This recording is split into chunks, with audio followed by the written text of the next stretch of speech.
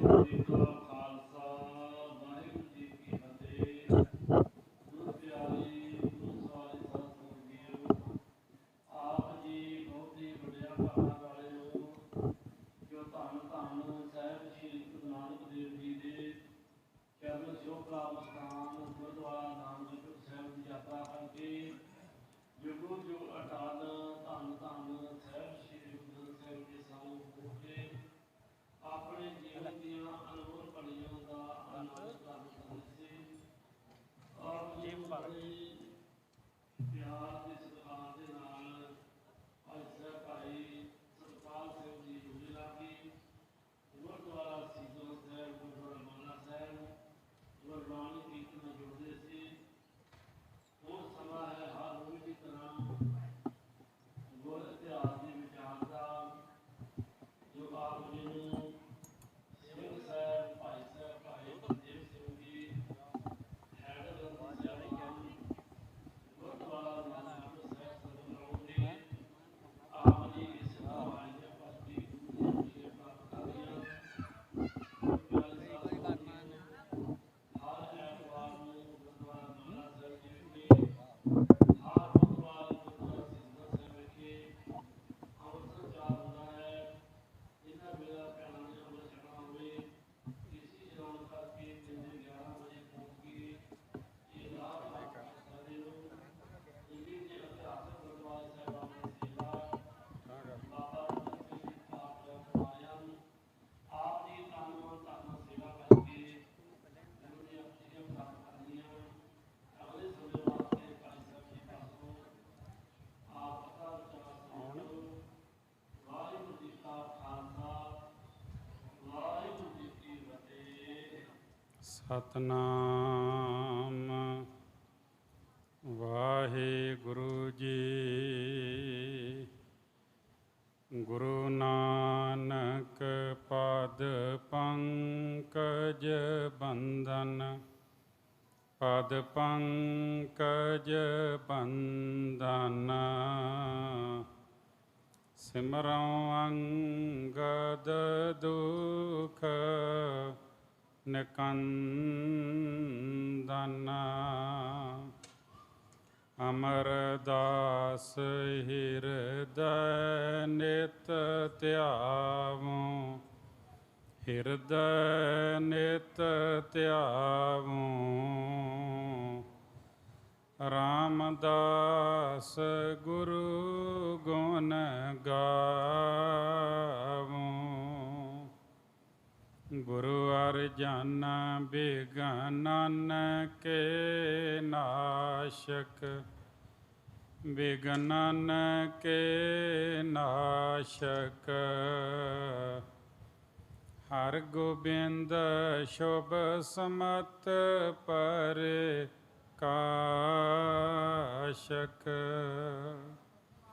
ਸ੍ਰੀ ਹਰਿ ਰਾਇ ਨਮੋ ਕਰ ਜੋਰੀ, ਨਮੋ ਕਰ ਜੋਰੀ,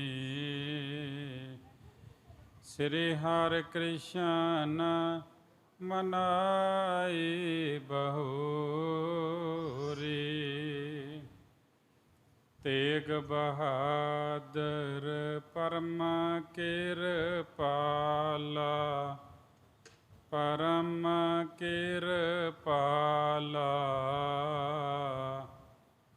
ਸ਼੍ਰੀ ਗੁਰੂ ਗੋਬਿੰਦ ਸਿੰਘ ਵਿਸਾਲਾ, ਧਰੋਂ ਧਰਾ ਪਰ ਪੁਨ ਪੁਨ ਸੀਸਾ, ਪੁਨ ਪੁਨ ਸੀਸਾ,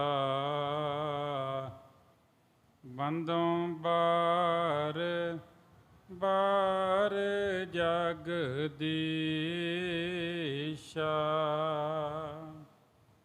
ਜਿਸ ਮੈਂ ਅੰਮ੍ਰਿਤ ਗਿਆਨ ਹੈ, ਮਾਣਕ ਭਗਤ ਵੈਰਾਗ,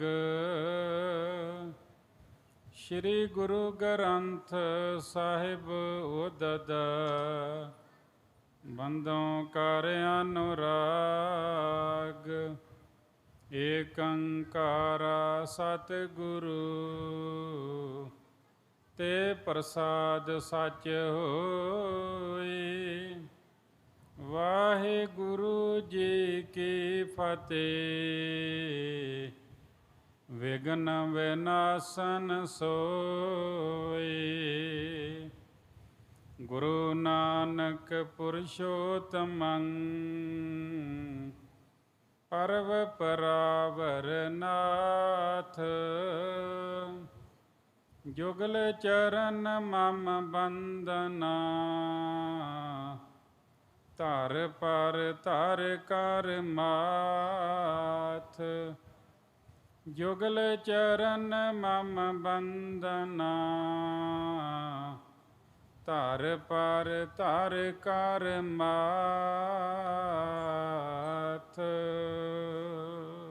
ਸਤਿਨਾਮ ਸ੍ਰੀ ਵਾਹਿਗੁਰੂ ਸਾਹਿਬ ਜੀਓ। ਪੰਥ ਰਚਿਓ ਮੈਂ ਧਰਮ ਹਿਤ, ਪੂਜਾ ਨਾਨ ਨ ਕਾਏ। ਲੋਭ ਬੰਦ ਮਾਨਤ ਨਹੀਂ, ਸ਼ੂਕਰ ਜਾਨੀ ਪਾਏ। 11 ਜਹੂਰ ਹਾਜ਼ਰਾਂ ਹਜੂਰ, ਸਰਬ ਕਲਾ ਭਰਪੂਰ। ਚਵਰ ਛਤਰ ਤਖਤ ਦੇ ਮਾਲਕ, ਦਸਾਂ ਪਾਤਸ਼ਾਹੀਆਂ ਦੀ ਜੋਤ, ਜੁਗ ਜੁਗ ਅਟਲ।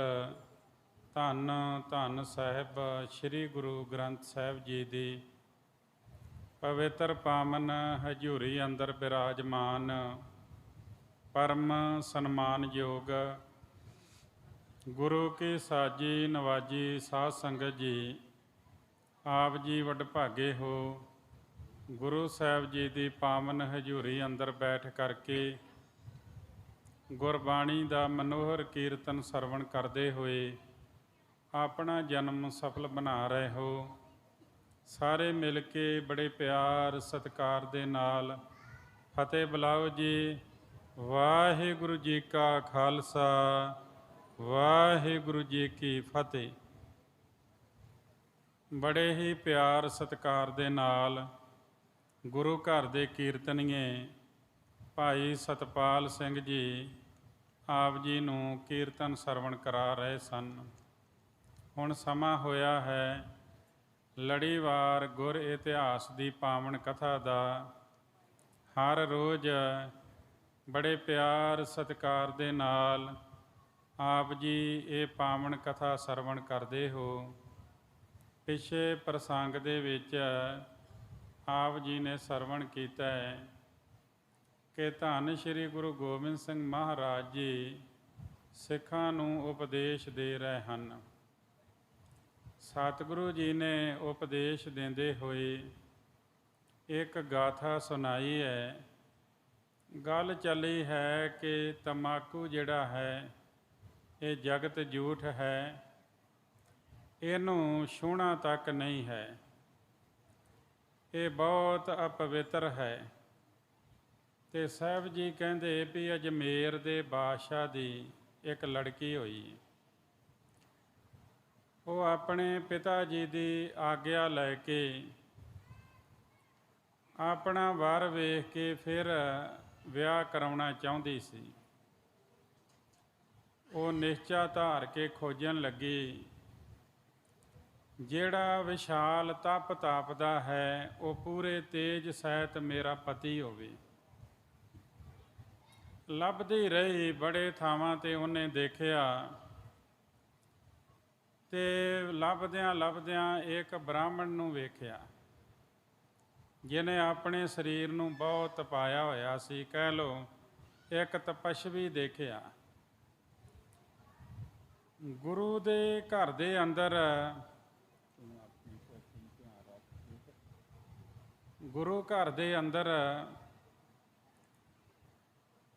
ਜਿਹੜਾ ਤਪ ਹੈ ਉਹ ਹੈ ਗੁਰ ਸੇਵਾ ਤਪਾਂ ਸਿਰ ਤਪਸਾਰ। ਇੱਥੇ ਸਰੀਰ ਨੂੰ ਕਸ਼ਟ ਦੇਣ ਦੀ ਗੱਲ ਨਹੀਂ ਕੀਤੀ ਗਈ, ਪਰ ਇਹ ਗੱਲ ਇੱਕ ਬ੍ਰਾਹਮਣ ਦੀ ਦੱਸਣ ਲੱਗੇ ਨੇ। ਜਿਹੜਾ ਤਤ ਮੂਲ ਸਾਰ ਨਿਕਲਣਾ ਹੈ ਉਹ ਇਹ ਹੈ ਕਿ ਤੰਬਾਕੂ ਨੂੰ ਸਿੱਖ ਨੇ ਛੂਹਣਾ ਤੱਕ ਨਹੀਂ ਹੈ।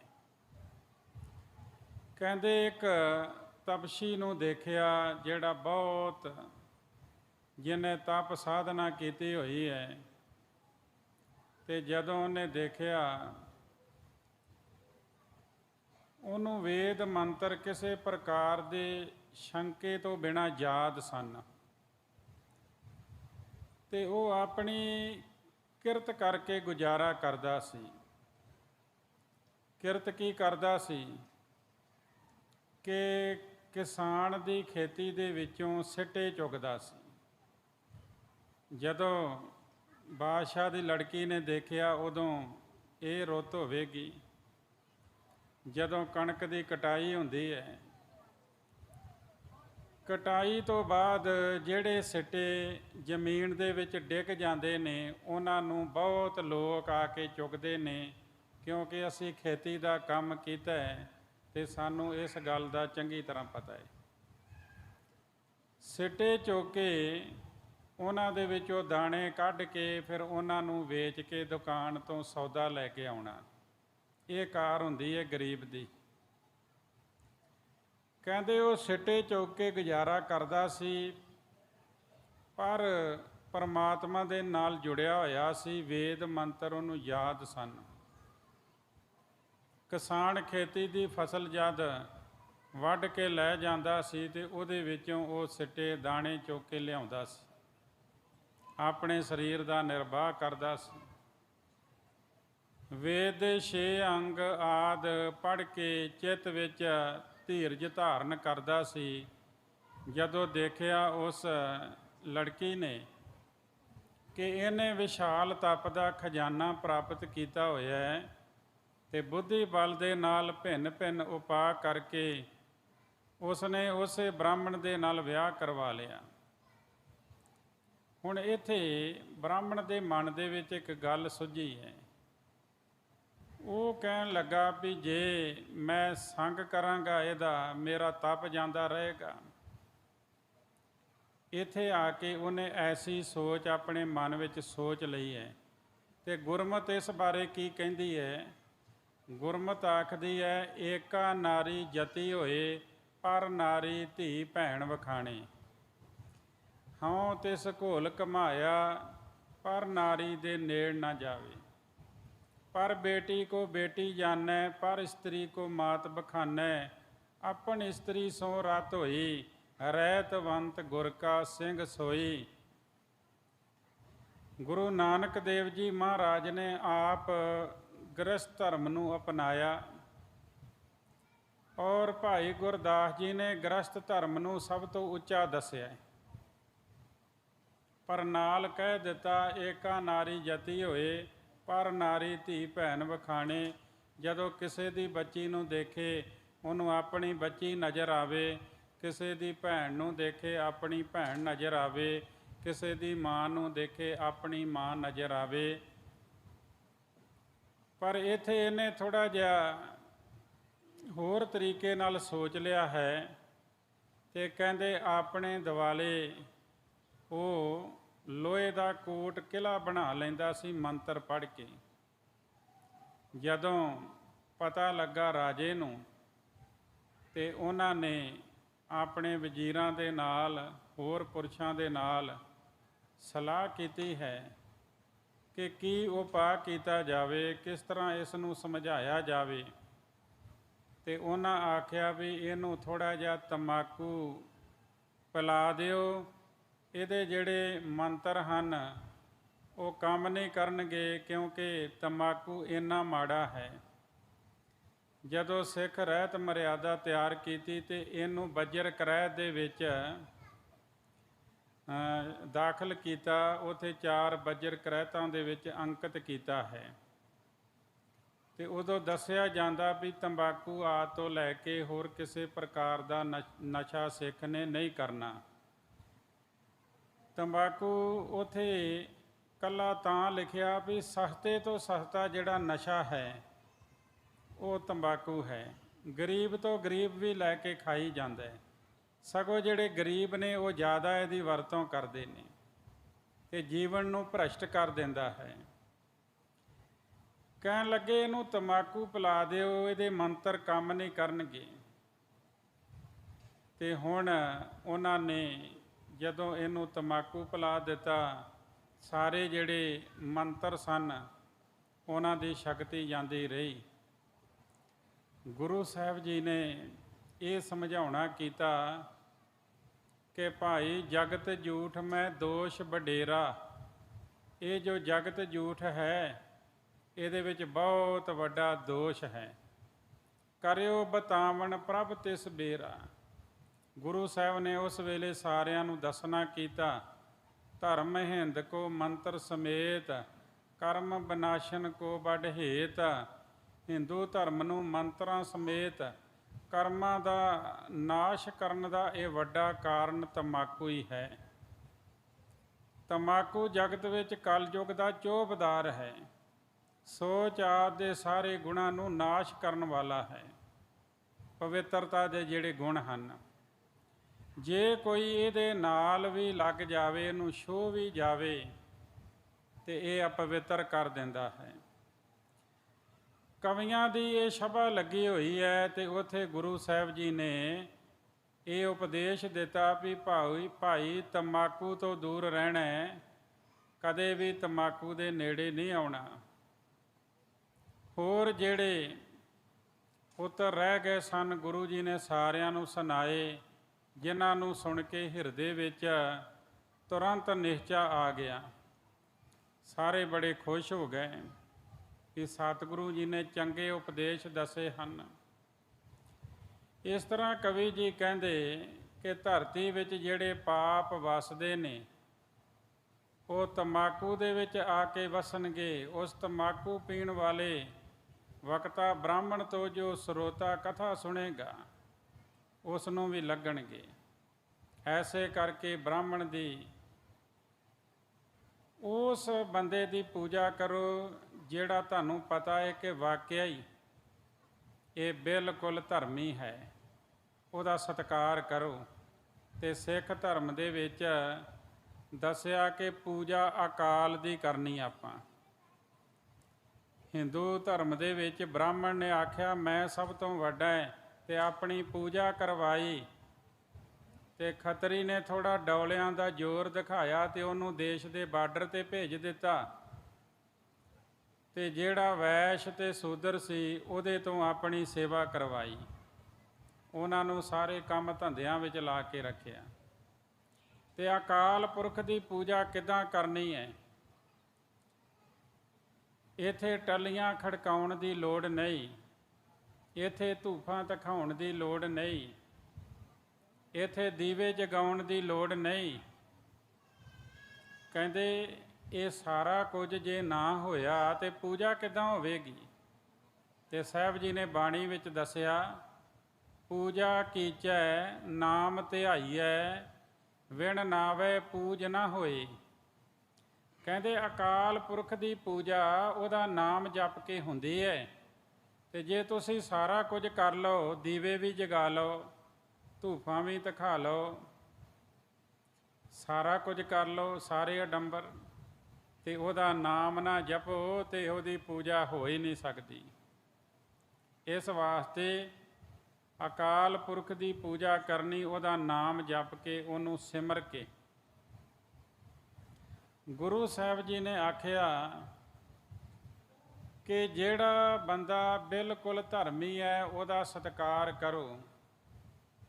ਜਿਹੜਾ ਬੰਦਾ ਰੱਬ ਨਾਲੋਂ ਟੁੱਟਿਆ ਹੋਇਆ ਹੈ ਉਹਦੀ ਸੰਗਤ ਨਾ ਕਰੋ। ਗੁਰਬਾਣੀ ਵਿੱਚ ਵੀ ਕਬੀਰ ਸਾਹਿਬ ਜੀ ਕਹਿੰਦੇ, ਕਬੀਰ ਸਾਖਤ ਸੰਗ ਨਾ ਕੀਜੀਐ ਦੂਰੈ ਜਾਈਐ ਭਾਗ ਬਾਸਨ ਕਾਰੋ ਪਰਸੀਐ ਤਉ ਕਛ ਲਾਗੈ ਦਾਗ।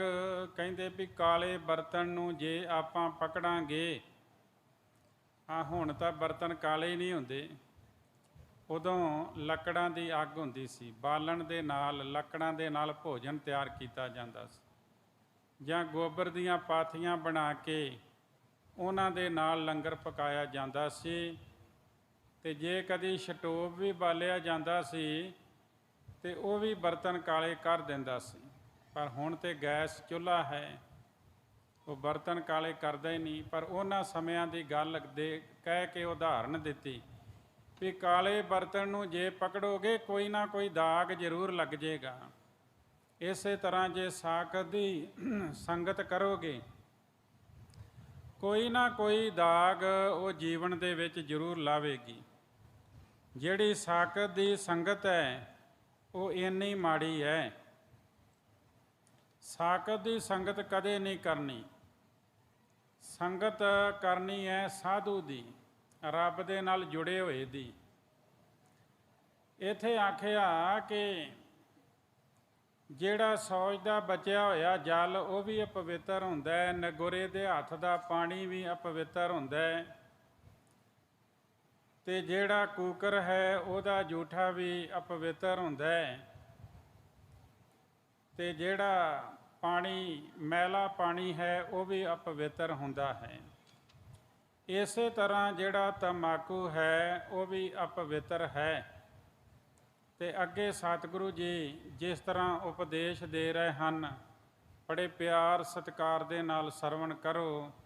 ਇੱਕ ਵਾਰ ਉਚਾਰਨ ਕਰੋ ਜੀ, ਸਤਿਨਾਮ ਵਾਹਿਗੁਰੂ ਜੀ। ਪੰਥ ਰਚਿਓ ਮੈਂ ਧਰਮ ਹਿਤ, ਪੂਜਾ ਦਾਨ ਨ ਖਾਏ। ਸਤਿਗੁਰੂ ਕਹਿਣ ਲੱਗੇ, ਮੈਂ ਧਰਮ ਕਮਾਉਣ ਵਾਸਤੇ ਪੰਥ ਦੀ ਰਚਨਾ ਕੀਤੀ ਹੈ। ਕੋਈ ਪੂਜਾ ਦਾ ਦਾਨ ਨਾ ਖਾਵੇ, ਭਾਵ ਪੂਜਾ ਦਾ ਧਨ ਨਾ ਖਾਵੇ ਜੀ। ਲੋਭ ਬੰਧ ਮਾਨਤ ਨਹੀਂ, ਕੂਕਰ ਜੋ ਨਹੀਂ ਪਾਏ। ਤੇ ਲੋਭੀ ਹੋ ਕੇ ਜਿਹੜੇ ਉਪਦੇਸ਼ ਨਹੀਂ ਮੰਨਦੇ ਉਹ ਫਿਰ ਸੂਰ ਦੀ ਜੂਨ ਵਿੱਚ ਪੈਣਗੇ ਜੀ। ਦਿਵਸ ਰਹਿਣ ਗੁਰ ਚਰਨ ਭਜ, ਕੁਲ ਕੀ ਕਰ ਹੈ ਕਾਰ। ਨਾਲ ਆਖਿਆ ਦਿਵਸ ਰੈਨ, ਦਿਨ ਤੇ ਰਾਤ ਗੁਰੂ ਜੀ ਦੇ ਚਰਨਾਂ ਦਾ ਸਿਮਰਨ ਕਰੋ। ਸਿਮਰਨ ਕਰਕੇ ਆਪਣੀ ਕੁੱਲ ਦੀ ਕਾਰ ਕਰੋ ਜੀ। ਆਪ ਬਡਾਰੇ ਸਿੱਖ ਮਮ, ਸਾਖੀ ਸੁਨ ਉਪਕਾਰ।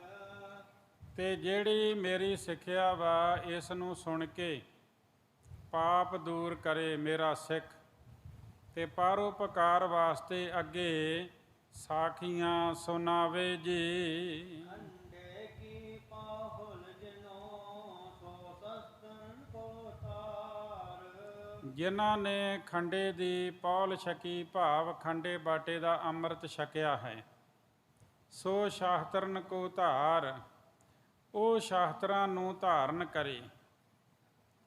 ਜਦੋਂ ਗੁਰੂ ਸਾਹਿਬ ਜੀ ਉਪਦੇਸ਼ ਦਿੰਦੇ ਸਨ ਕਿ ਜਦੋਂ ਸਾਡੇ ਦਰਸ਼ਨ ਕਰਨ ਆਉਣੇ, ਤਨ ਦੇ ਉੱਤੇ ਸ਼ਸਤਰ ਸਜਾ ਕੇ ਆਉਣੇ, ਤੇ ਨਾਲ ਰਹਿਤਨਾਮਿਆਂ ਵਿੱਚ ਲਿਖਿਆ ਹੈ, ਬਿਨਾਂ ਸ਼ਸਤਰ ਕੇ ਸੰਗ ਨਰਨ ਭੇਡ ਜਾਨੋ, ਗਹਿ ਕਾਣ ਤਾਕੂ ਕਿਤੇ ਲੈ ਸਧਾਨੋ।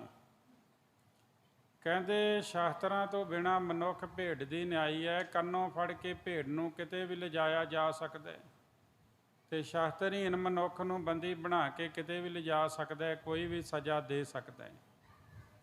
ਛੋਟੇ ਤੋਂ ਛੋਟਾ ਵੀ ਸ਼ਾਸਤਰ ਕੋਲ ਹੋਵੇ ਤੇ ਅੱਗੋਂ ਮਨੁੱਖ ਭੈ ਖਾਂਦਾ ਵੀ ਜੇ ਮੈਂ ਗਾਂਹ ਹੋਇਆ ਤੇ ਮੇਰੇ ਉੱਤੇ ਵੀ ਵਾਰ ਹੋ ਸਕਦਾ ਹੈ, ਮੇਰਾ ਵੀ ਮੂੰਹ ਭੰਨ ਸਕਦਾ ਹੈ ਸਾਹਮਣੇ ਵਾਲਾ। ਇਸ ਵਾਸਤੇ ਗੁਰੂ ਸਾਹਿਬ ਕਹਿੰਦੇ ਸ਼ਾਸਤਰ ਜ਼ਰੂਰ ਧਾਰਨ ਕਰੋ। ਸ਼ੁਰੂ ਤੋਂ ਜੋ ਸਿੱਖ ਧਰਮ ਦੇ ਵਿੱਚ ਸ਼ਸਤਰ ਧਾਰਨ ਕਰਨ ਦੀ ਵਿਧੀ ਵਿਧਾਨ ਹੈ, ਗੁਰੂ ਨਾਨਕ ਦੇਵ ਜੀ ਮਹਾਰਾਜ ਤੋਂ ਹੀ ਇਹ ਉਪਦੇਸ਼ ਦਿੱਤੇ ਜਾਂਦੇ ਰਹੇ। 6ਵੇਂ ਜਾਮੇ ਵਿੱਚ ਆ ਕੇ ਤਾਂ ਉਚੇਚੀਆਂ 2 ਤਲਵਾਰਾਂ ਬਣਵਾਈਆਂ, ਜਿਨ੍ਹਾਂ ਨੂੰ ਢਾਡੀਆਂ ਨੇ ਆਪਣੇ ਵਾਰਾਂ ਵਿੱਚ ਜ਼ਿਕਰ ਕੀਤਾ। 2 ਤਲਵਾਰਾਂ ਬੱਧੀਆਂ, ਇੱਕ ਮੀਰੀ ਦੀ, ਇੱਕ ਪੀਰ ਦੀ, ਇੱਕ ਅਜਮਤ ਦੀ, ਇੱਕ ਰਾਜ ਦੀ, ਇੱਕ ਰਾਖੀ ਕਰੇ ਵਜ਼ੀਰ ਦੀ। ਜੇ ਸ਼ਸਤਰ ਧਾਰਨ ਕੀਤੇ ਸਨ, ਆਪਣੇ ਕੋਲ ਸੂਰਮੇ ਭਰਤੀ ਕੀਤੇ।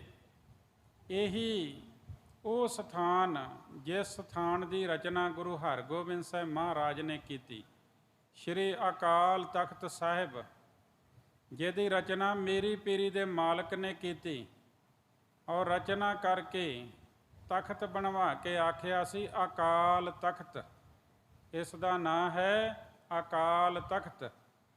ਇਹ ਰੱਬ ਦਾ ਤਖਤ ਹੈ, ਅਕਾਲ ਦਾ ਤਖਤ ਹੈ। ਇਹ ਦੁਨਿਆਵੀ ਬਾਦਸ਼ਾਹ ਦੇ ਤਖਤ ਨੂੰ ਨੀਵਾਂ ਨਹੀਂ ਹੋਏਗਾ, ਸਗੋਂ ਉੱਚਾ ਹੀ ਹੋਵੇਗਾ। ਦਿੱਲੀ ਦੇ ਤਖਤ ਨਾਲੋਂ ਵੀ ਉੱਚਾ ਤਖਤ ਬਣਾਇਆ। 14 ਫੁੱਟ ਲੰਬਾ, 8 ਫੁੱਟ ਚੌੜਾ ਤੇ 7 ਫੁੱਟ ਉੱਚਾ ਤਖਤ ਬਣਾਇਆ। ਜਿਸ ਦਿਨ ਉਸ ਤਖਤ ਦੇ ਉੱਤੇ ਬਰਾਜੇ, ਗੱਦੀ ਨਸ਼ੀਨੀ ਹੋਈ, ਤਖਤ ਦੇ ਉੱਤੇ ਬੈਠਣਾ ਸੀ, ਉਸ ਦਿਨ ਗੁਰੂ ਸਾਹਿਬ ਜੀ ਨੇ 2 ਤਲਵਾਰਾਂ ਧਾਰਨ ਕੀਤੀਆਂ ਸਨ। ਔਰ ਕਈ ਕਹਿ ਦਿੰਦੇ ਵੀ ਬਾਬਾ ਬੁੱਢਾ ਸਾਹਿਬ ਜੀ ਨੇ ਦੂਸਰੇ ਬੰਨੇ ਪਾ ਦਿੱਤੀ ਤੇ ਫਿਰ ਇੱਕ ਹੋਰ ਦੂਸਰੇ ਬੰਨੇ ਪਾਈ। ਐਸੀ ਗੱਲ ਨਹੀਂ ਹੈ। ਜਦੋਂ ਤੁਸੀਂ ਇਤਿਹਾਸ ਪੜ੍ਹੋਗੇ ਉੱਥੇ ਜ਼ਿਕਰ ਆਉਂਦਾ ਹੈ ਗੁਰੂ ਸਾਹਿਬ ਜੀ ਨੇ ਫਿਰ ਹੁਕਮ ਕੀਤਾ, ਪੀਲੇ ਰੰਗ ਦੇ ਉਸ ਦਿਨ ਬਸਤਰ ਪਾਏ ਸਨ ਗੁਰੂ ਸਾਹਿਬ ਜੀ ਨੇ, ਜਿਹੜਾ ਚੋਲਾ ਪਾਇਆ ਪੀਲੇ ਰੰਗ ਦਾ, ਔਰ ਕਮਰ ਦੇ ਉੱਤੇ ਢਾਲ ਹੈ, ਮੋਢੇ ਦੇ ਉੱਤੇ ਕਮਾਨ, ਗਾਤਰੇ, ਸਤਿਗੁਰੂ ਜੀ ਨੇ ਤਲਵਾਰ ਪਾਈ ਹੋਈ ਹੈ, ਔਰ ਨਾਲ ਇੱਕ ਹੱਥ ਵਿੱਚ ਤੀਰ ਪਕੜਿਆ ਹੋਇਆ ਹੈ। ਪਹਿਲਾਂ ਆ ਕੇ ਹਰਿਮੰਦਰ ਸਾਹਿਬ ਨਤਮਸਤਕ ਹੋਏ, ਫਿਰ ਉਸ ਬਣਾਏ ਹੋਏ ਤਖਤ ਦੇ ਉੱਤੇ ਬੈਠੇ ਜਿਹੜਾ ਭਾਈ ਗੁਰਦਾਸ ਜੀ ਤੇ ਬਾਬਾ ਬੁੱਢਾ ਸਾਹਿਬ ਜੀ ਨੇ ਬਣਾਇਆ, 20 ਦਿਨਾਂ ਵਿੱਚ ਤਿਆਰ ਹੋਇਆ। ਤੇ ਗੁਰੂ ਜੀ ਨੇ ਫਿਰ ਬਾਬਾ ਬੁੱਢਾ ਸਾਹਿਬ ਜੀ ਵੱਲ ਤੱਕਿਆ, ਭਾਈ ਗੁਰਦਾਸ ਜੀ ਵੱਲ ਤੱਕਿਆ, ਕਹਿਣ ਲੱਗੇ, ਆਨੋ ਸ਼ਾਸਤਰ ਜੋ ਹਮ ਬਣਵਾਏ, ਜਿਨ ਕੇ ਹਾਟਕ ਅਧਿਕ ਲਗਾਏ। ਜਿਨ੍ਹਾਂ ਦੇ ਉੱਤੇ ਸੋਨਾ ਵੀ ਲਗਾਇਆ ਹੋਇਆ, ਉਹ ਸ਼ਾਸਤਰ ਜਿਹੜੇ ਅਸੀਂ ਕਾਰੀਗਰ ਨੂੰ ਚੇਚਾ ਦੱਸ ਕੇ ਬਣਵਾਏ, ਉਹ ਲੈ ਕੇ ਆਓ। ਤੇ ਫਿਰ ਉਹ ਸ਼ਾਸਤਰ ਸਨ ਮੀਰੀ ਤੇ ਪੀਰੀ ਦੀਆਂ 2 ਸ਼੍ਰੀ ਸਾਹਿਬ, ਇੱਕ ਥੋੜ੍ਹੀ ਜਿਹੀ ਛੋਟੀ ਤੇ ਇੱਕ ਥੋੜ੍ਹੀ ਜਿਹੀ ਵੱਡੀ। ਇੱਥੇ ਮੀਰੀ ਦੀ ਛੋਟੀ ਤੇ ਪੀਰੀ ਦੀ ਵੱਡੀ, ਜੇ ਨਿਸ਼ਾਨ ਸਾਹਿਬ ਵੀ ਲਗਾਏ ਗਏ ਅਕਾਲ ਤਖਤ ਦੇ ਸਾਹਮਣੇ, ਤੇ ਉਹ ਵੀ ਇੱਕ ਛੋਟਾ ਹੈ ਤੇ ਇੱਕ ਉੱਚਾ ਹੈ। ਇੱਥੇ ਪੀਰੀ ਦਾ ਨਿਸ਼ਾਨ ਸਾਹਿਬ ਜਿਹੜਾ ਉਹ ਉੱਚਾ ਹੈ ਤੇ ਮੀਰੀ ਦਾ ਨੀਵਾਂ ਹੈ। ਭਾਵ ਰਾਜਨੀਤੀ ਜਿਹੜੀ ਉਹ ਧਰਮ ਦੇ ਅਧੀਨ ਚੱਲਦੀ ਗੁਰੂ ਘਰ ਦੇ ਵਿੱਚ। ਗੁਰੂ ਸਾਹਿਬ ਜੀ ਨੇ ਫਿਰ 4 ਜੰਗਾਂ ਲੜੀਆਂ ਤੇ ਵੈਰੀ ਦੇ ਦੰਦ ਖੱਟੇ ਕੀਤੇ। ਜਿਹੜਾ ਵੀ ਚੜ੍ਹ ਕੇ ਆਇਆ ਹਰਿਮੰਦਰ ਸਾਹਿਬ ਤੇ ਜਾਂ ਅਕਾਲ ਤਖਤ ਸਾਹਿਬ ਤੇ, ਉਹਨੂੰ ਮੂੰਹ ਦੀ ਖਾਣੀ ਪਈ। ਇਤਿਹਾਸ ਅੱਜ ਤੱਕ ਦਾ ਗਵਾਹ ਹੈ। ਗੁਰੂ ਸਾਹਿਬ ਜੀ ਧੰਨ ਸ਼੍ਰੀ ਗੁਰੂ ਹਰਗੋਬਿੰਦ ਸਾਹਿਬ ਮਹਾਰਾਜ ਨੇ ਆਪਣੇ ਜੀਵਨ ਕਾਲ ਦੇ ਵਿੱਚ 4 ਜੰਗਾਂ ਲੜ ਕੇ ਤੇ ਜਿੱਤ ਕੇ ਦਿਖਾਈਆਂ। ਤੇ ਉਸ ਵੇਲੇ ਦੇ ਢਾਡੀ ਸਿੰਘਾਂ ਨੇ ਇਹ ਜੁਰਤ ਦੇ ਨਾਲ ਕਿਹਾ ਸੀ, ਪੱਗ ਤੇਰੀ ਕੀ ਜਹਾਂਗੀਰ ਦੀ। ਸਮੇਂ ਦੇ ਬਾਦਸ਼ਾਹ ਨੂੰ ਕਹਿਣਾ ਵੀ ਤੇਰੀ ਪੱਗ ਤੇ ਗੁਰੂ ਦੇ ਦਸਤਾਰ ਦੇ ਸਾਹਮਣੇ ਕੁਝ ਵੀ ਨਹੀਂ, ਫਿੱਕੀ ਹੈ, ਇਹ ਜੁਰਤ ਚਾਹੀਦੀ ਹੈ। ਉਹ ਜੁਰਤ ਗੁਰੂ ਹਰਗੋਬਿੰਦ ਸਾਹਿਬ ਮਹਾਰਾਜ ਨੇ ਭਰੀ। ਢੱਡਾਂ ਉੱਤੇ ਵੀ ਸੋਨਾ ਮੜਵਾ ਦਿੱਤਾ। ਜੇ ਹਾਥੀ ਕਿਸੇ ਦਿੱਤਾ, ਉਹ ਵੀ ਢਾਡੀਆਂ ਨੂੰ ਦੇ ਦਿੱਤਾ।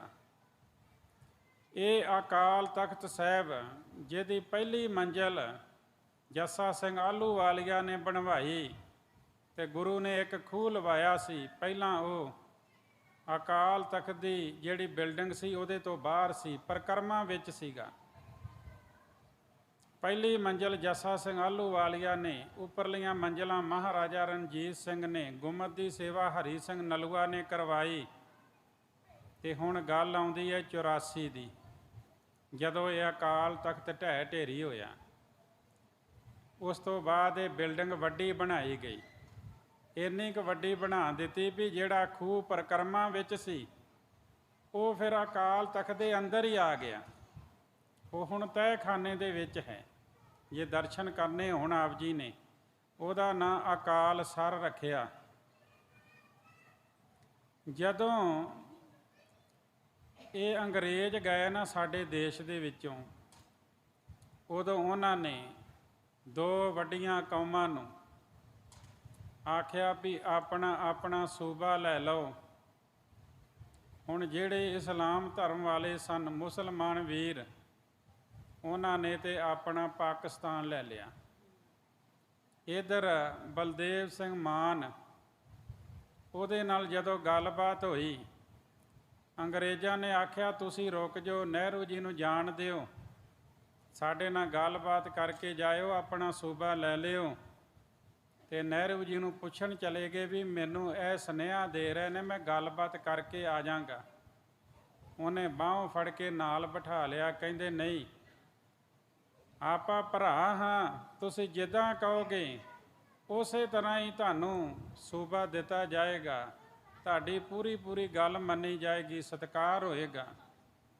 ਦੂਜਾ ਪੱਖ ਵਿਦਵਾਨ ਪੇਸ਼ ਕਰਦੇ ਨੇ ਕਿ ਉਹਦੇ ਕਾਰਖਾਨੇ ਸਨ ਬੰਗਾਲ ਦੇ ਵਿੱਚ।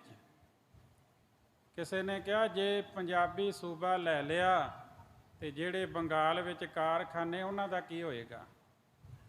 17 ਸ਼ਰਤਾਂ ਮੰਨ ਕੇ ਉਸ ਵੇਲੇ ਸਮਝੌਤਾ ਕੀਤਾ ਸੀ ਵੀ ਅਸੀਂ ਹਿੰਦੁਸਤਾਨ ਦੇ ਨਾਲ ਰਵਾਂਗੇ। ਹਿੰਦੁਸਤਾਨ ਵੱਖਰਾ ਸੀ ਤੇ ਪੰਜਾਬ ਵੱਖਰਾ ਸੀ। ਜਦੋਂ ਇਹ ਗੱਲ ਸਾਡੇ ਸਾਹਮਣੇ ਆਉਂਦੀ, ਜੰਗ ਹਿੰਦ ਪੰਜਾਬ ਦਾ ਹੋਣ ਲੱਗਾ, ਦੋਵੇਂ ਪਾਸੇ ਫੌਜਾਂ ਭਾਰੀਆਂ ਨੇ। ਇਹਦਾ ਭਾਵ ਹੈ ਕਿ ਹਿੰਦ ਤੇ ਪੰਜਾਬ, ਹਿੰਦੁਸਤਾਨ ਤੇ ਪੰਜਾਬ।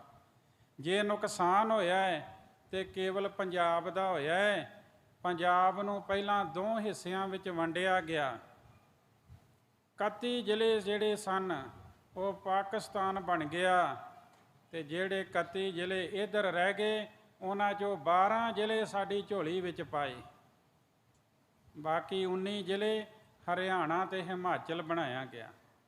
ਜ਼ਬਰਦਸਤੀ ਲੋਕਾਂ ਨੂੰ ਕਹਿ ਕੇ ਵੀ ਤੁਸੀਂ ਲਿਖੋ ਸਾਡੀ ਮਾਤ ਭਾਸ਼ਾ ਹਿੰਦੀ ਹੈ, ਜਦੋਂ ਕਿ ਉਹਨਾਂ ਦੀ ਮਾਤ ਭਾਸ਼ਾ ਉਸ ਵੇਲੇ ਪੰਜਾਬੀ ਸੀਗੀ। ਸ਼ੁਰੂ ਤੋਂ ਸਾਡੇ ਆਪਣਿਆਂ ਨੇ ਹੀ ਸਾਡੀ ਪਿੱਠ 'ਤੇ ਛੁਰਾ ਮਾਰਿਆ।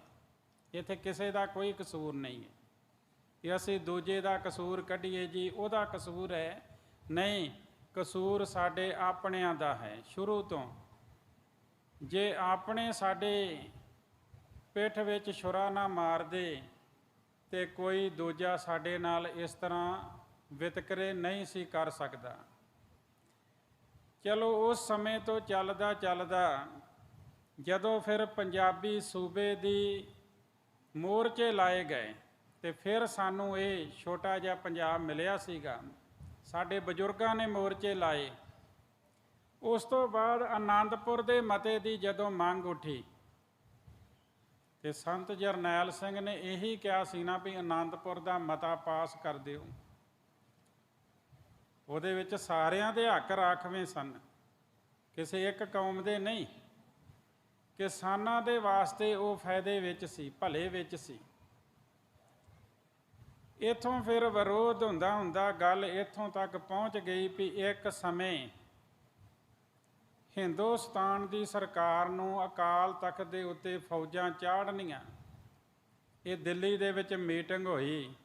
ਜਿਹੜੇ ਵੱਡੇ ਵੱਡੇ ਫੌਜ ਦੇ ਜਰਨਲ ਸਨ ਉਹਨਾਂ ਦੇ ਨਾਲ, ਜਰਨਲ ਵੈਦਿਆ ਵਰਗੇ, ਜਿਹੜੇ ਕੁਲਦੀਪ ਬਰਾੜ ਵਰਗੇ, 2 ਲੈਫਟੀਨੈਂਟ ਜਰਨਲਾਂ ਦੀ ਡਿਊਟੀ ਲੱਗੀ ਸੀ। ਇੱਕ ਲੈਫਟੀਨੈਂਟ ਜਰਨਲ ਦੇ ਥੱਲੇ 3 ਲੱਖ ਫੌਜ ਹੁੰਦੀ ਹੈ। ਜੇ ਉਹ ਚਾਹੁੰਦੇ ਤੇ 6 ਲੱਖ ਫੌਜ ਲੈ ਕੇ ਇੱਕੇ ਵਾਰੀ ਹਮਲਾ ਕਰ ਸਕਦੇ ਸਨ, ਪਰ ਉਹਨਾਂ ਨੇ ਆਪਣੀ ਵਿਉਂਤਬੰਦੀ ਦੇ ਅਨੁਸਾਰ 1,33,000 ਫੌਜ ਪਹਿਲਾਂ ਅੱਗੇ ਹਮਲੇ ਵਾਸਤੇ ਭੇਜੀ। ਜਦੋਂ ਅਸੀਂ ਇਹ ਇਤਿਹਾਸ ਪੜ੍ਹਦੇ ਹਾਂ ਤੇ ਸਾਨੂੰ ਫਿਰ ਚਮਕੌਰ ਦੀ ਗੜੀ ਚੇਤੇ ਆ ਜਾਂਦੀ ਹੈ। ਜਿਸ ਤਰ੍ਹਾਂ ਉੱਥੇ 40 ਨੂੰ ਭੁੱਖੇ ਭਾਣਿਆਂ ਨੂੰ 10 ਲੱਖ ਨੇ ਘੇਰਾ ਪਾਇਆ, ਇੱਥੇ ਵੀ ਜੋ ਉਹਨਾਂ ਨੂੰ ਖਬਰ ਮਿਲੀ ਸੀ ਵੀ 15 ਕੁ ਸਿੰਘ ਜਿਹੜੇ ਨੇ ਉਹ ਅੰਦਰ ਸੁਣੀਦੇ ਨੇ, ਪਰ ਜਿਹੜੇ ਵਫਾਦਾਰ ਹਨ ਉਹਨਾਂ ਦੀ ਗਿਣਤੀ ਕੇਵਲ 500 ਹੈ। ਇਹ ਉਹਨਾਂ ਦਾ ਅਨੁਮਾਨ ਸੀ ਤੇ 500 ਨੂੰ ਗ੍ਰਿਫਤਾਰ ਕਰਨ ਵਾਸਤੇ 1,33,000 ਫੌਜ ਦਾ ਬੰਦਾ ਲਗਾਇਆ ਗਿਆ। ਔਰ ਪਹਿਲਾਂ ਰਿਹਾਸਲ ਕੀਤੀ ਗਈ ਹਿਮਾਚਲ ਦੇ ਵਿੱਚ ਕਿ ਕਿਸ ਤਰ੍ਹਾਂ ਹਮਲਾ ਕਰਨਾ ਹੈ। ਕੱਲਾ ਹਰਿਮੰਦਰ ਸਾਹਿਬ ਅਕਾਲ ਤਖਤ ਤੇ ਹੀ ਨਹੀਂ, ਉਸ ਦਿਨ 40 ਗੁਰਦੁਆਰਿਆਂ ਦੇ ਵਿੱਚ ਹਮਲਾ ਕੀਤਾ ਗਿਆ। ਮੇਰੇ ਕੋਲ ਲਿਸਟ ਆਈ ਹੋਈ ਹੈ ਉਹ ਮੈਂ ਆਪ ਜੀ ਨੂੰ ਪੜ੍ਹਾ ਕੇ ਦੱਸ ਸਕਦਾ।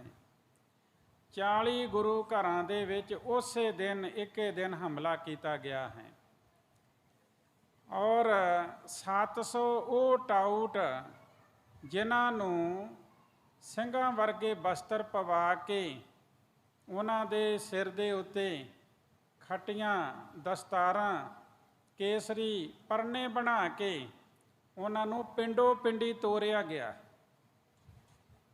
ਕੀ ਕਹਿਣ ਵਾਸਤੇ ਕਿ ਹਰਿਮੰਦਰ ਸਾਹਿਬ ਦੇ ਉੱਤੇ ਹਮਲਾ ਹੋ ਗਿਆ ਫੌਜ ਵੱਲੋਂ, ਅਤੇ ਜਿਹੜੇ ਸੰਤ ਜਰਨੈਲ ਸਿੰਘ ਭਿੰਡਰਾਂ ਵਾਲੇ ਨੇ ਉਹ ਦੌੜ ਕੇ ਪਾਕਿਸਤਾਨ ਚਲੇ ਗਏ ਨੇ।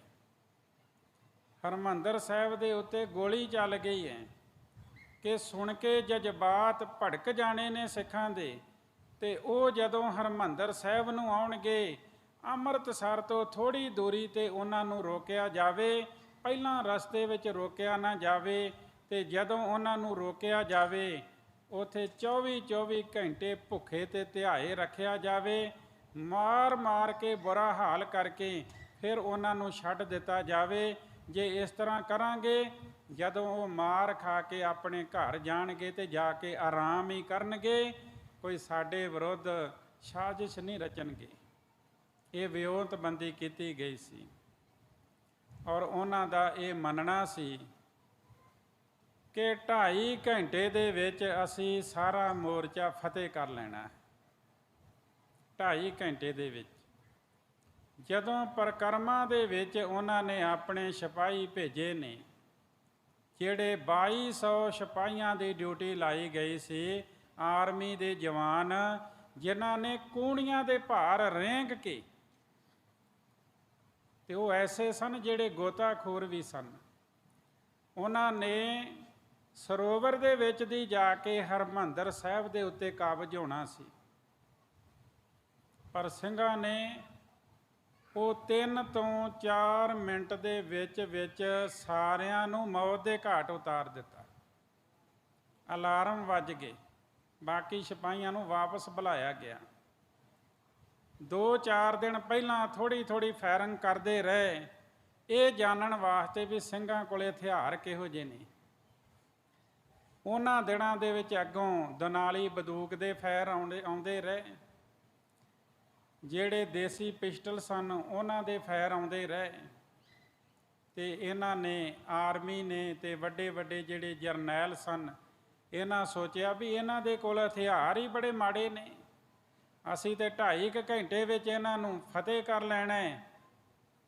ਇਹਨਾਂ ਵਿੱਚੋਂ ਇੱਕ ਜਰਨਲ ਸੀ ਜਿਹੜਾ ਕਹਿੰਦਾ ਤੁਸੀਂ 2.5 ਘੰਟਿਆਂ ਦੀ ਗੱਲ ਕਰਦੇ ਹੋ, ਮੈਂ ਤਾਂ 1.5 ਘੰਟੇ ਵਿੱਚ ਹੀ ਮੋਰਚਾ ਫਤਿਹ ਕਰ ਲੈਣਾ ਹੈ। ਸਪੈਸ਼ਲ ਜਦੋਂ ਇੱਕ ਹੁੰਦੀ ਆਮ ਕਮਾਂਡੋ, ਇੱਕ ਹੁੰਦੀ ਸਪੈਸ਼ਲ ਕਮਾਂਡੋ, ਜਿਹੜੀ ਵੱਡੇ ਮੰਤਰੀਆਂ ਦੇ ਨਾਲ ਚੱਲਦੀ।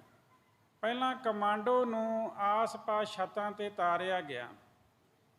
ਸਿੰਘਾਂ ਨੇ ਜਦੋਂ ਉਹ ਕਮਾਂਡੋ ਮੌਤ ਦੇ ਘਾਟ ਉਤਾਰ ਦਿੱਤੀ, ਫਿਰ ਸਪੈਸ਼ਲ ਕਮਾਂਡੋ ਦੇ 4 ਜਹਾਜ਼ ਭਰ ਕੇ ਦਿੱਲੀੋਂ ਸਪੈਸ਼ਲ ਕਮਾਂਡੋ ਮੰਗਾਈ ਗਈ। ਉਹਨਾਂ ਨੂੰ ਰਾਜਾ ਸਾਂਸੀ ਹਵਾਈ ਅੱਡੇ 'ਤੇ ਉਤਾਰਿਆ ਗਿਆ। ਉਸ ਤੋਂ ਬਾਅਦ ਉਹਨਾਂ ਨੂੰ ਜਲਿਆਂਵਾਲੇ ਬਾਗ ਦੇ ਅੰਦਰ ਲਿਆਂਦਾ ਗਿਆ। ਉਹ ਜਿਹੜੀ ਕਮਾਂਡੋ ਸੀ ਉਹ ਵੀ ਸਿੰਘਾਂ ਨੇ ਮੌਤ ਦੇ ਘਾਟ ਉਤਾਰ ਦਿੱਤੀ। ਅਤੇ ਜਦੋਂ ਮੰਜੀ ਸਾਹਿਬ ਵਾਲੇ ਪਾਸਿਓਂ ਬਖਤਰਬੰਦ ਗੱਡੀਆਂ, ਜਿਹੜੇ ਟੈਂਕ ਸਨ, ਉਹਨਾਂ ਨੂੰ ਸਰੋਵਰ ਦੀ ਪਰਿਕਰਮਾ ਦੇ ਵਿੱਚ ਵਾੜਿਆ ਗਿਆ, ਅਤੇ ਉਸ ਵੇਲੇ ਜਿਸ ਪਰਿਵਾਰ ਨੇ ਕੁਰਬਾਨੀ ਕੀਤੀ, ਆਪਾਂ ਉਹਨਾਂ ਨੂੰ ਵੀ ਯਾਦ ਕਰਨਾ ਅੱਜ।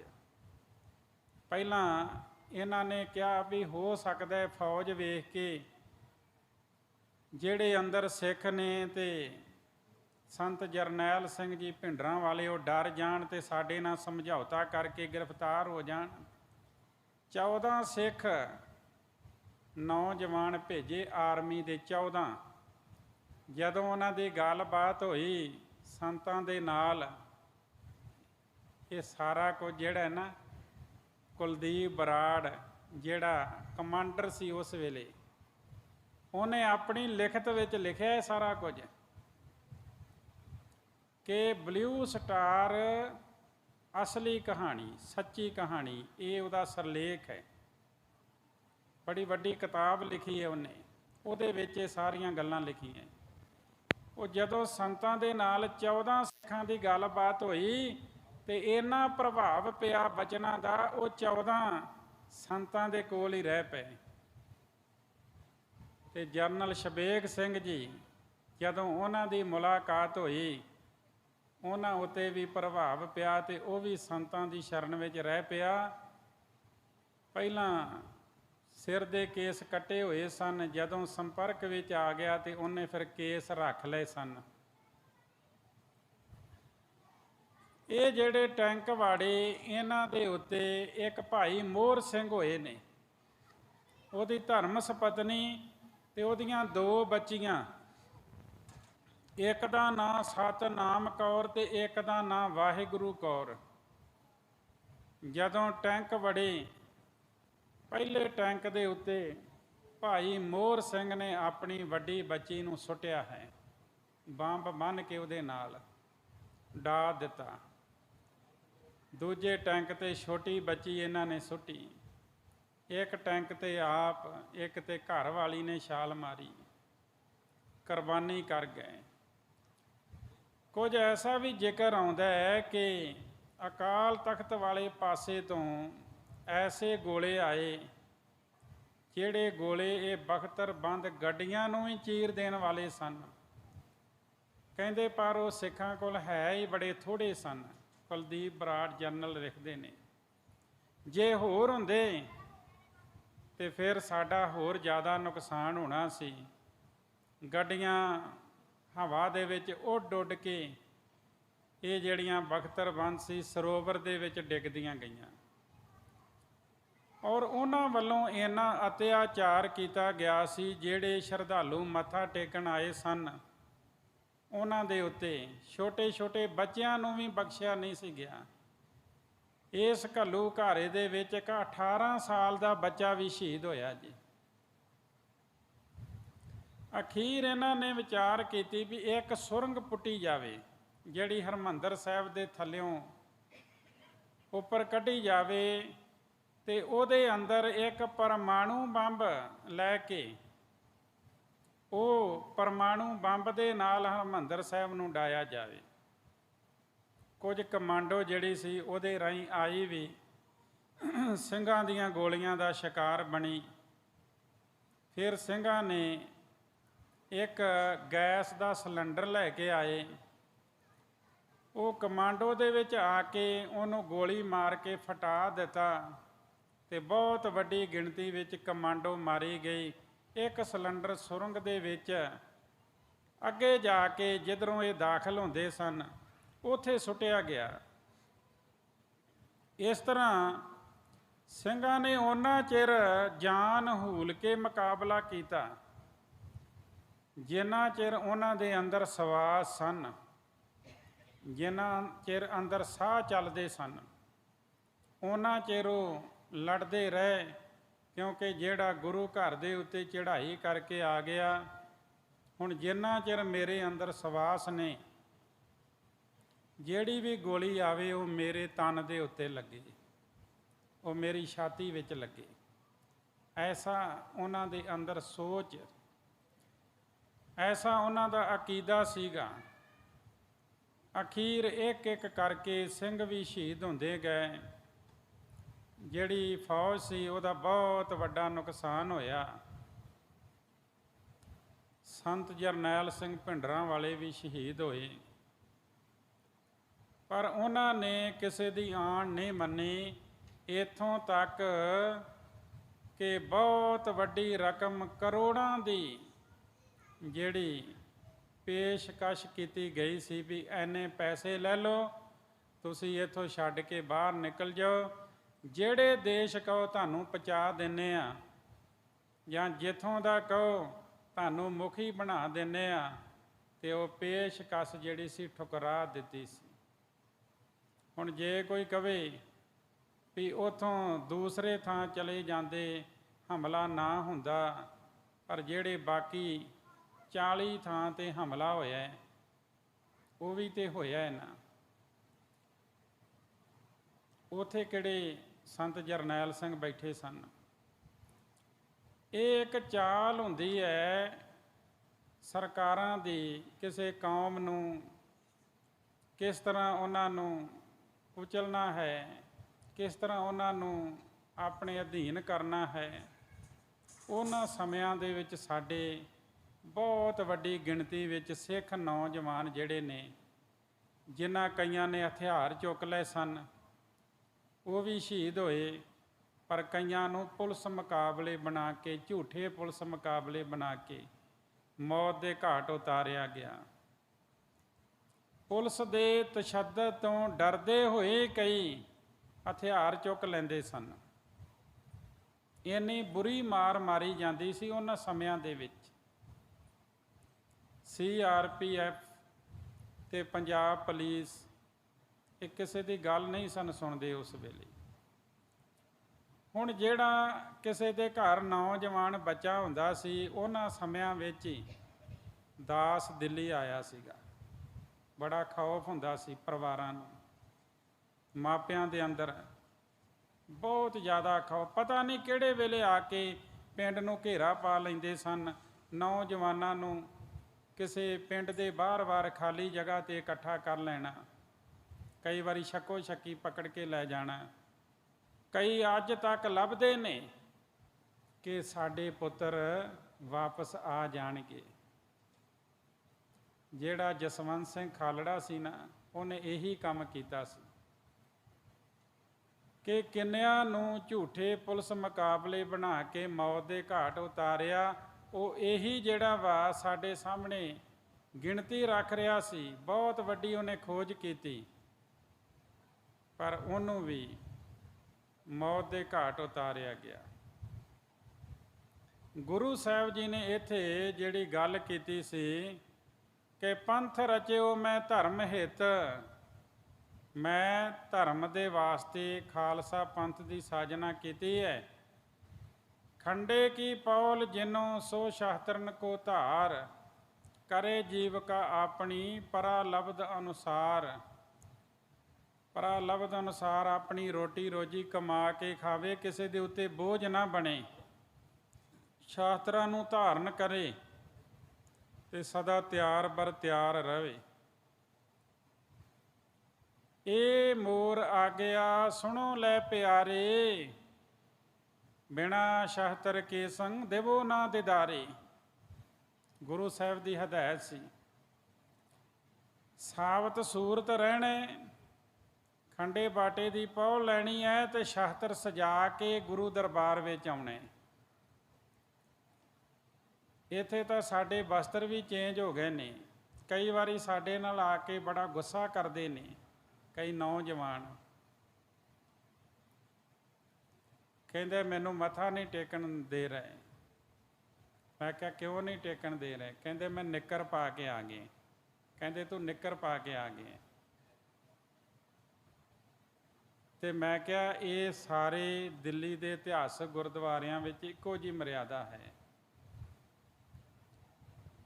ਕੱਪੜੇ ਉਹ ਪਾ ਕੇ ਆਓ ਜਿਹੜੇ ਢੰਗ ਦੇ ਨੇ, ਸਰੀਰ ਢੱਕ ਕੇ ਆਓ ਆਪਣਾ। ਇੱਥੇ ਆਪਾਂ ਜਿਮ ਦੇ ਵਿੱਚ ਥੋੜ੍ਹੀ ਆਏ ਹਾਂ, ਗੁਰੂ ਘਰ ਵਿੱਚ ਆਏ ਹਾਂ।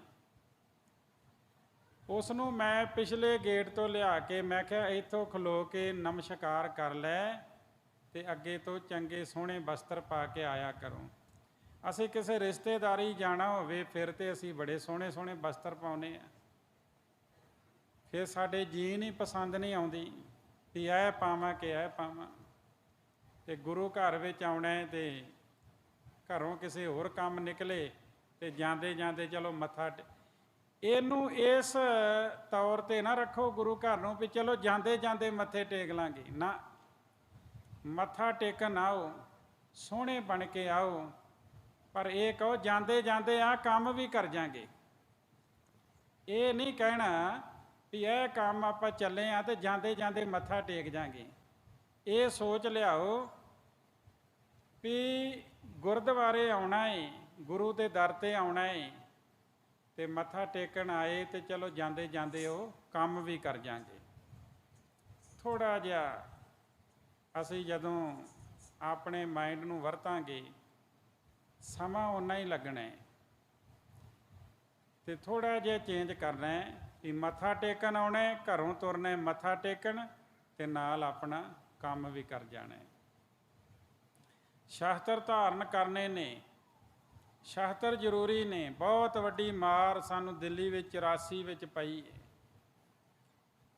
ਇਸ ਵਾਸਤੇ ਭਾਈ ਅਰਦਾਸ ਵੀ ਕਰਨੀ ਹੈ ਕਿ ਸਾਰਿਆਂ ਵਿੱਚ ਸਤਿਗੁਰੂ ਪ੍ਰੇਮ ਪਿਆਰ ਇਤਫਾਕ ਬਣਾਈ ਰੱਖੇ, ਕਿਉਂਕਿ ਲੜਾਈ ਝਗੜੇ ਵਿੱਚ ਕਦੇ ਵੀ ਸੁੱਖ ਨਹੀਂ ਮਿਲਦਾ।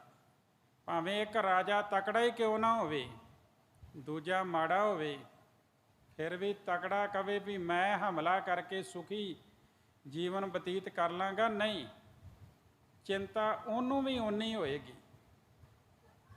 ਜੇ ਸਾਹਮਣੇ ਵਾਲਾ ਕਵੇ ਨਾ ਇਹ ਮਾੜਾ ਹੈ ਮੇਰੇ ਤੋਂ, ਜੇ ਉਹਨੂੰ ਚਿੰਤਾ, ਤੇ ਚਿੰਤਾ ਤਕੜੇ ਨੂੰ ਵੀ ਹੋਏਗੀ।